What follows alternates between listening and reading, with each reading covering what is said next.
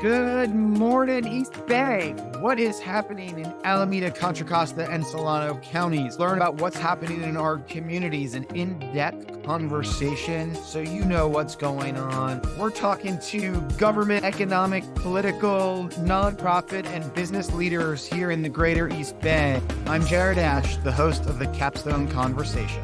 Today, we will talk to the president and CEO of the East Bay Leadership Council, Mark Orcutt, and he also serves as the executive director of the Contra Costa Economic Partnership, a nonprofit that does economic development work in our county. Mark, welcome to today's show. Please tell us a little bit about yourself and the organization. Yeah, happy to. Great to be here, Jared. Good to see you. I guess I'll start with a little bit about me. So I grew up in the suburbs of Sacramento, where I met my now wife, Elizabeth, attended college at San Francisco State. Go Gators. I take that time in San Francisco to be a really important part of my own career and political journey. I think I was exposed to the political pressure cooker that is San Francisco. It's a community brimming with history, engaged neighborhood, and more political organization per capita probably than anywhere other than Washington, D.C. So it's a big part of who I am. And I continue to be proud of the time that I spent in San Francisco and optimistic about its future as well as the East Bay's. It was there that I first worked at a nonprofit called California Forward that was focused on governance reform, both in the state legislature. They were also focused on lifting up regional solutions to some really big issues that we faced at the state. And they also hosted a statewide economic summit, which I think has brought together some really important leaders over the years. But it also introduced me to some really interesting leaders in the East Bay. Actually, my predecessor's predecessor in this role, Linda Best, I met through my time at California Forward. It also introduced me to folks who are giants in kind of the story of the East Bay and Sonny McPeak.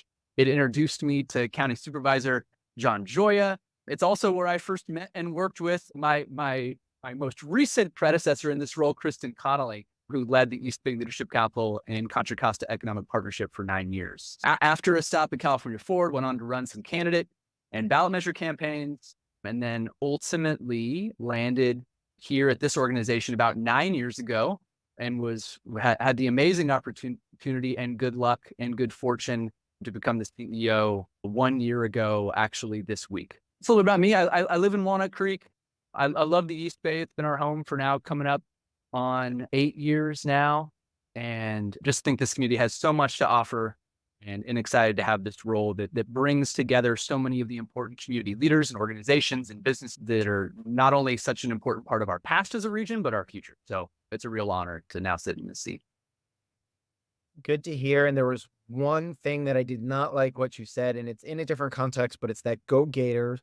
I know they became the San Francisco school mascot just a few years ago, but I went to Florida State, and our goal is to spear the Gators, but I'm talking about the University of Florida. So just got to weigh that for my Seminole alumni fans that are watching. I do think, I had a brief tenure as a tour guide at San Francisco State, so I'm not sure how exactly accurate this is, but Gator, one of the only, if not the only, Gator mascot west of the Mississippi at San Francisco State. And there's an interesting history there where they were actually the Golden Gators, ER. They were like militiamen guarding the bridge. And then ultimately it kind of transformed into being the OR Gators, chomp, chomp, go San Francisco State. That's my fun San Francisco State story for you. Interesting. Hey, we learned a little bit of history where that name actually came from in there. Yeah. I was wondering how they did it not being in a swamp. So talk about what is the Contra Costa Economic Partnership. Let's hit that one first. I have the opportunity to run kind of these two organizations, and I serve as the president and CEO of the East Bay Leadership Council and the executive director of the Economic Partnership. It's the same staff, they're separate boards of directors, separate memberships, but I think with ultimately an aligned mission to lift up our regional economy and improve quality of life for all. So they take slightly different approaches to those work in ultimately complementary ways. On the economic partnership side, the real focus there is on research and special projects, right? Also, the membership and that board looks a little bit different. It's more of a true public-private partnership. We have some key leaders from cities and the county as well as some of the largest employers in the region that help lead that organization, but more of this kind of true public private partnership organization. Some of the research that we've taken on has been everything from transit patterns and healthcare workforce demand to taking a close look at the opportunity gap in Contra Costa County. Some of the special projects have included expanding broadband and initiatives related to broadband access throughout the region, expanding work-based learning opportunities with some really exciting initiatives, and matching local leaders to nonprofits in need of board members. So those are some of the kind of the initiatives that we've incubated and started at the Economic Partnership. Only the tip of the iceberg there, but that's the story of this key. Okay. And now what is East Bay leadership for those that don't know? So the East Bay Leadership Council is a little bit more public facing, right? And that's why we have a lot of events out in our community. The East Bay Leadership Council is a nonprofit organization, employer-led nonprofit organization focused on strengthening the economy and improving quality of life. We do that in a number of ways, right? So we do that through public policy advocacy. That's one of the ways that it's different from our friends at the Economic Partnership. We take on issues at the local, regional, and state level, and we advocate on behalf of our members. And what we believe is sometimes local issues with regional impact. So we're not going to get into every single policy and political fight in the region, but when something comes up that we believe is of regional importance to our economy and our quality of life, those are the moments where we're going to enter the fold. Now, supporting the economy and quality of life, that's a big umbrella, right? That can pull us into a lot of different issue areas, everything from housing and transportation, education, workforce development, water, air quality, energy, manufacturing. The list goes on and on there. Healthcare, technology, so many issues that we can take on as an organization. I think that's one of the real challenges is our work to identify where those key inflection points for us to put our energy in any given year. In addition to our advocacy, we also run a program called Build the Bench, which is a candidate training program designed to help local people learn how to run and win elected office. We've run that program for about 6 years now, and we've got about a dozen alumni serving the communities they love in a number of capacities in elected or appointed office in the region. So that's certainly something that I'm really proud of, and we see as a critical part. We need great people showing up on Tuesdays and Wednesday nights whenever these public bodies meet, helping to lead these important conversations for our community, asking the hard question. And do these people agree with the East Bay Leadership Council 100% of the time? Absolutely not. That's not how it works. But hopefully, these are folks that understand what it means to problem solve and to think as a region, to think bigger than just sometimes your neighborhood on some of the issues that we face. That's Build the Bench, our candidate training program. And then on top of that, we have events that we hope connect, inform, inspire. If we do all three, amazing. If we do one of those at one of our events, then I think we check the box. That's everything from speaker series who are bringing kind of nationally renowned people to our community to have deeper conversation about the issues that we face. Policy task forces to take deep dives. It can feel like you're getting a master's degree in water engineering if you drop into some of our water, energy, and environment task force meetings. It's also the place where so much of our advocacy as our organization is started. It's where those conversations begin, where issues are raised. There was a group of folks coming out of our housing task force that said, we think it's going to be really important that the East Bay Leadership Council starts showing up and endorsing housing projects. So we're in the process of developing what that endorsement criteria are going to look like as an organization. But I think that's a great example of how our task forces, how our events can ultimately impact our strategy as an advocacy organization. So if I was going to cliff note it, partnership, research, and special projects. The East Bay Leadership Council is the advocacy and events arm. Lots of ways to get involved, both primarily employer-led, although we engage public sector leaders in all the work that we do. That's helpful. So let's talk about it. You finished a year as the president and CEO role. What did the organization accomplish in the last year, and what are you most proud of to date? There's a lot of things that I'm proud of. First and foremost, I do think that I'm increasingly proud of the impact that we're having with our candidate training program and Build the Bench. That runs in odd years. We had our fourth cohort go through this year. And I'm increasingly hopeful about the impact that that's going to have on the future. And I think a needed resource for our community. I think helping people learn how to run and win elected office. There were limited resources locally for folks who wanted a nonpartisan program, who could connect you with campaign professionals who know how to run and win these campaigns. I'm really proud of our Build the Bench effort. In that first year, one of the key elements you've done is partner with a lot of organizations outside of just your core organization to reach out to the business community, to reach out to different geographies. Talk a little bit about that, as what drove you to it and what do those partnerships look like? I'm really proud of all the ways. It was certainly one of my goals when I took on this role a year ago, is to continue to build on and deepen the relationships that we have with so many organizations in the East Bay. I think a couple of the ways that those partnerships have shown through was a partnership with the Lesher Foundation, Children Now, and First 5 Contra Costa, and the development of a report focused on the opportunity gap for children across Contra Costa counties. That's something that we did through the economic partnership. I think it presents really helpful data on a wide number of issues, from child care, education, physical and mental health, financial stability, that I think we need to think about as a community. These are our future leaders. These are the folks that we need to make sure that we're lifting up, and we need to be aware of the disparities that exist in our community. So I think that was a really important partnership that we continued, that wouldn't have been possible alone. I think all of us together helped make that possible. I'm also think that our partnerships with local chambers have been really important. There's so many wonderful chambers of commerce in Contra Costa and Alameda County. I'm really committed to keeping those lines of dialogue open, getting together with them and supporting each other. There is more than enough work to do. And in running an active membership organization, there's never a shortage of ideas. And so the opportunity to work with others, hear the kind of issues that they're facing in their community, and coming up with those solutions together continues to be really important for me. I'm always happy to go, present on issues to our local chambers, and vice versa. If they have issues that they want to bring to our membership, I think we're certainly all stronger together. Another partnership that was an interesting one that we started this year was that we, for the East Bay Leadership Council, for more than a decade, had hosted this event called the Philanthropy Award, where we lifted up not only philanthropy, but community volunteerism in our community, and so many of the great nonprofits that are on the front lines of solving some of the greatest challenges that we face as a community. We've been doing that for over a decade, kind of a fixture event for us.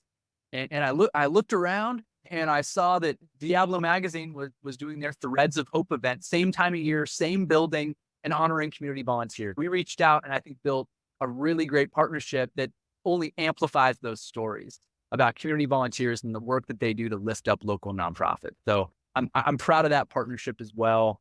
I also participate in a coalition of regional leaders with folks with jobs like mine all across the state. We get together occasionally. It's called the Real Coalition.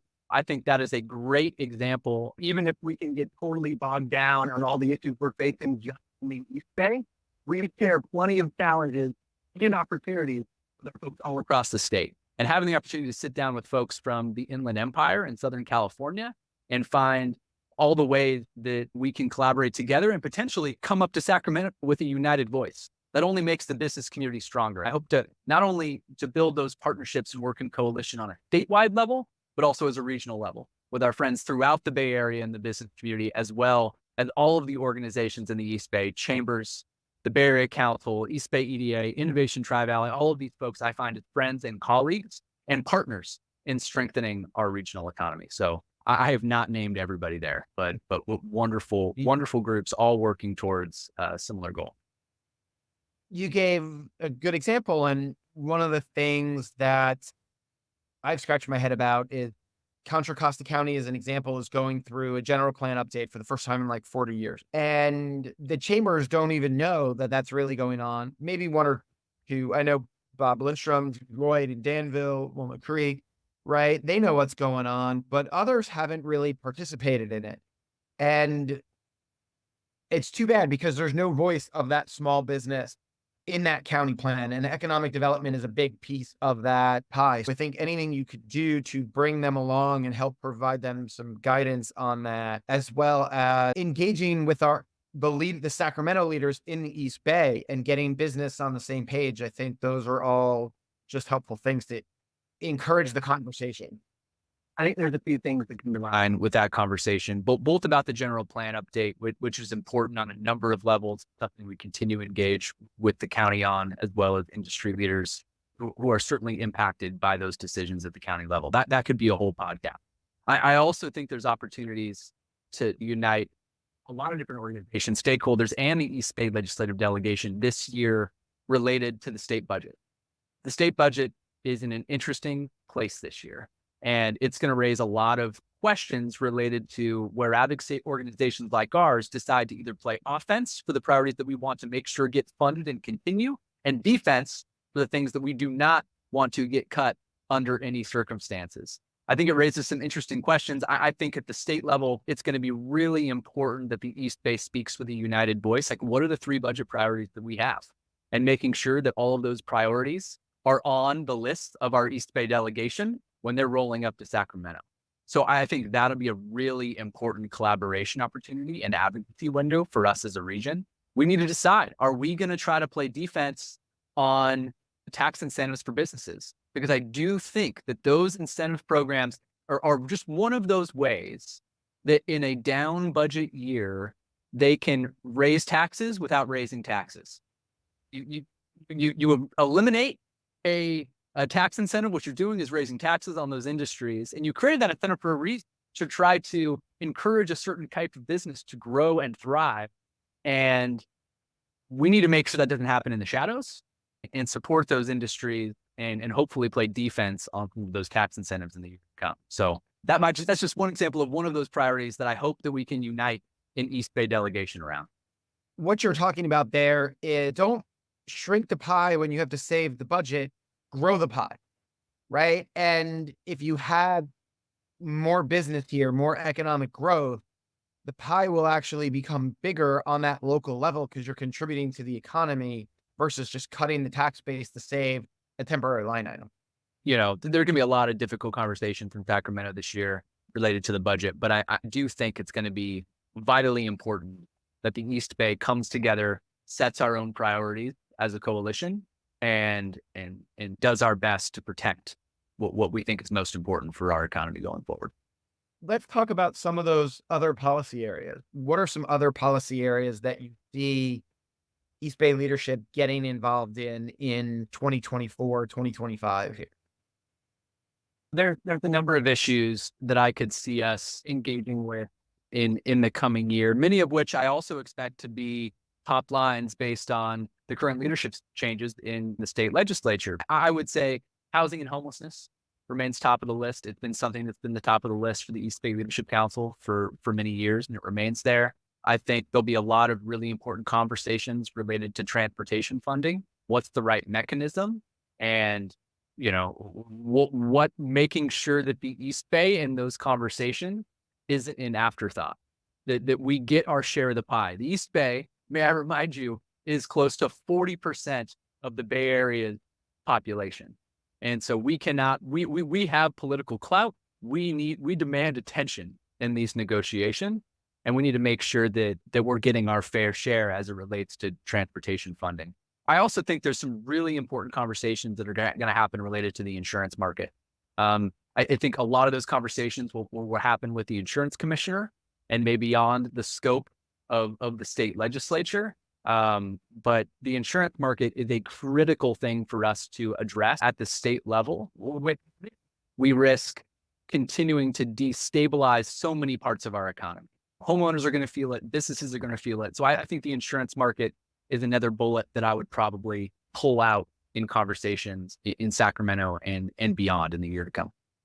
That makes sense. Most of us see headlines where insurance providers have left the state or aren't issuing new policies. You have State Farm, I think, said we're raising everybody's rates by 20%, but that could also mean 10% in one region and 40% in another region. Finding that balance and working through that together is something that Florida and Texas, that both have major insurance problems also related to hurricane, haven't been able to actually do. They just keep ignoring it. Yeah, I think important that, I mean, this is a global insurance crisis created by a lot of different factors. So like this is a complicated dynamic to play out, and California is certainly at one of the leading edges of that right now. But it's a conversation that needs to be had, and I think we'll be engaging with it in the year to come.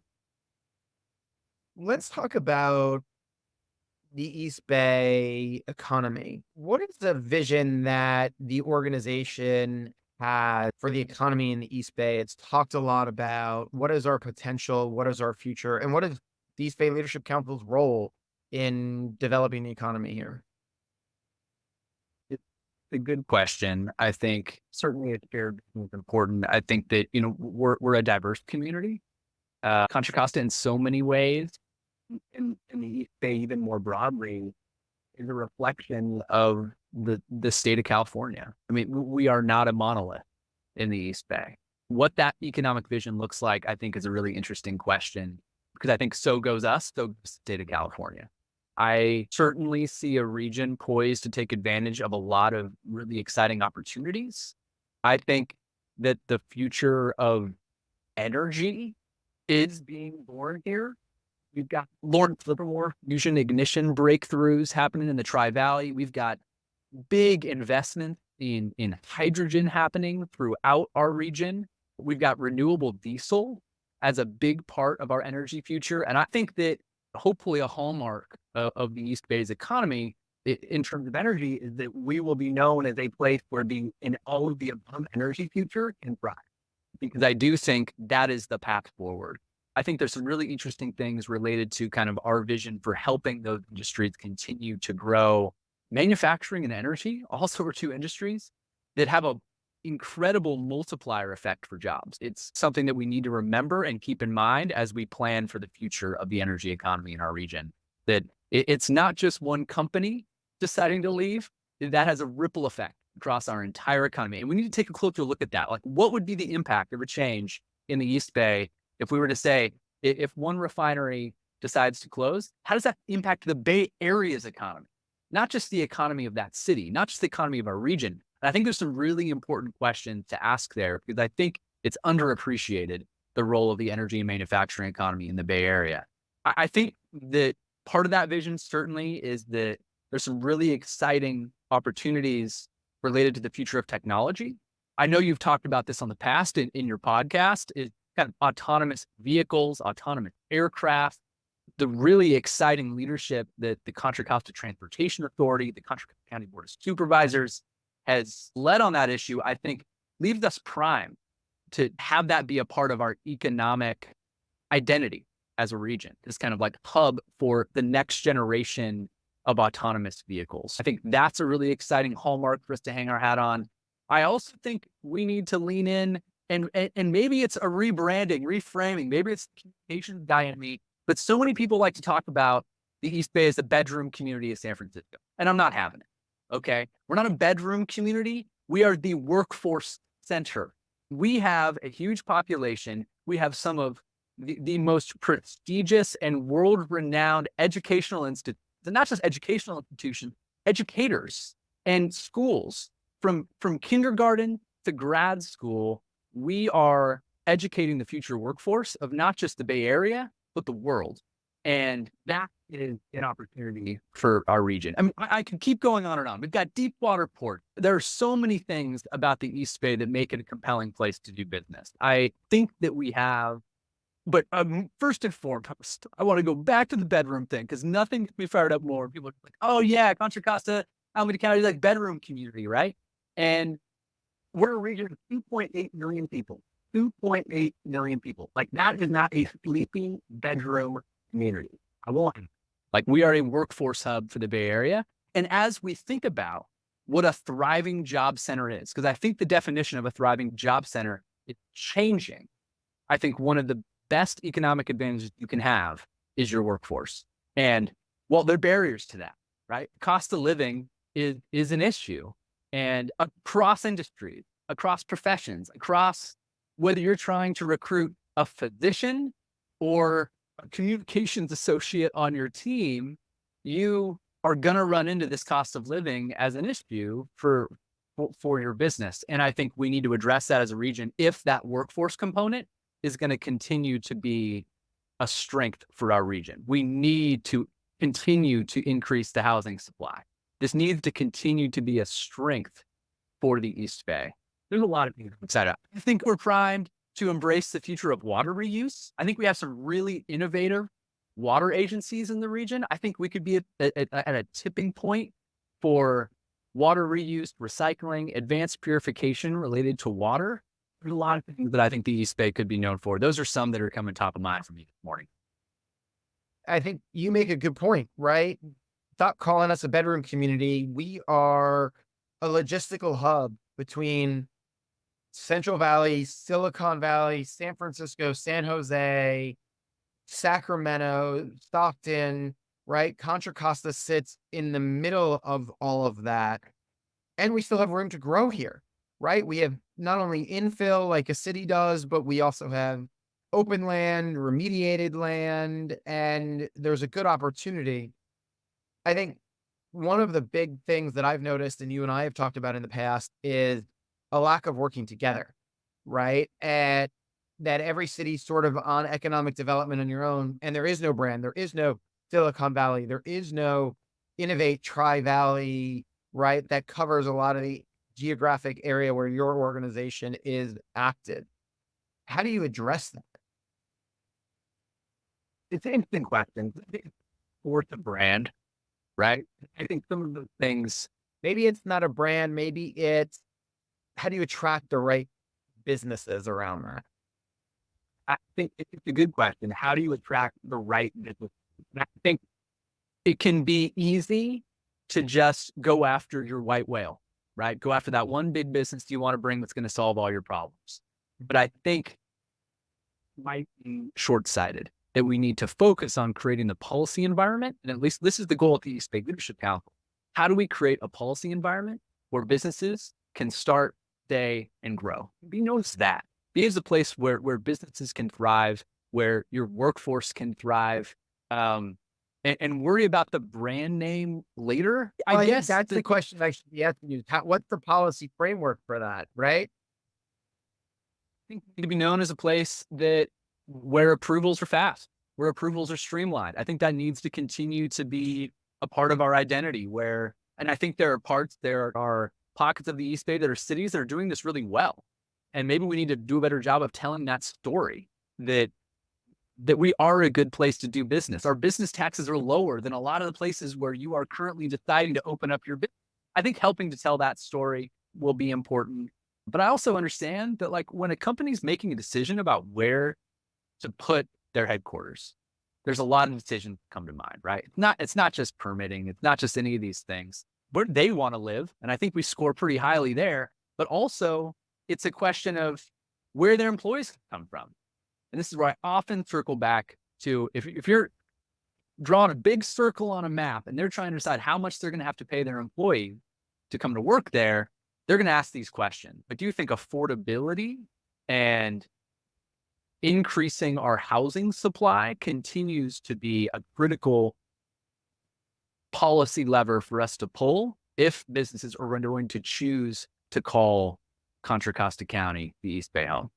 Mark, there were some areas you were talking about that the organization can touch on. What is manufacturing in the East Bay? How do you define that? And what is the economic impact on the whole Bay Area economy? It's a great question, Jared. And I think one that our organization can play a real role in asking and answering, because I think too often the manufacturing sector is underappreciated for its impact, not just locally, but regionally. The energy future, you touched on it with the advent of moving from refineries, which has been a long lifeblood of the economy here, to biodiesel, to hydrogen, and taking it in. There's the new Green Empowerment Zone where people can go back and listen to the intro about that with the episode with Supervisor John Joya, where we introduced that concept and what's happening. What should our policymakers be thinking about as we transition to an energy future? What can the economy look like here? And more so, What is the role of East Bay leadership in helping to develop it from an advocacy standpoint? Think something that's going to be really important, and I kind of touched on this earlier, is that it is we envision an all of the above energy future in world.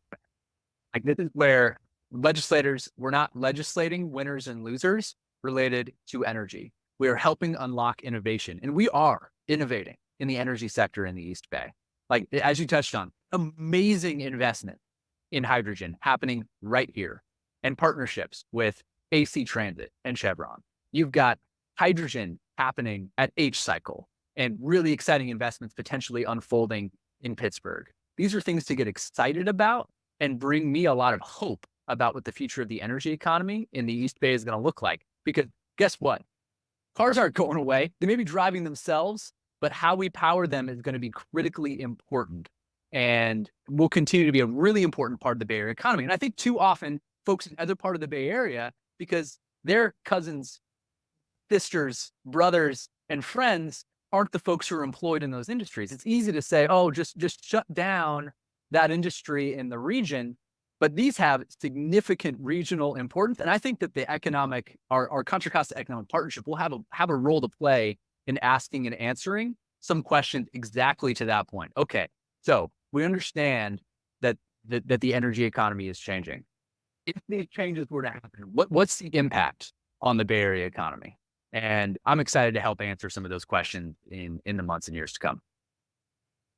Just like we were talking about the energy economy and how important it is here, healthcare and the healthcare workforce is important to the East Bay region. It is to every area, but I think it a large percentage here. How can the organization help Contra Costa develop and innovate the healthcare workforce, recruit new workers, retain the workers, fill in shortages? Yeah.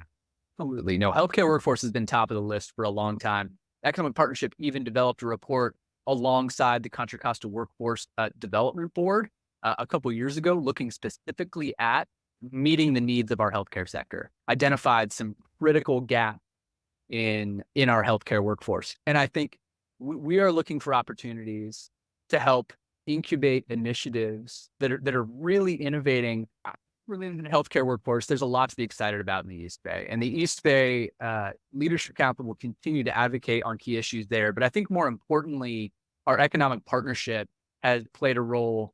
Both in the last few years, we had a report that took a really close look at the healthcare workforce gaps. We partnered on that report with the Contra Costa Workforce Development Board. And I think there's some really interesting findings there that'll inform our advocacy work as a region.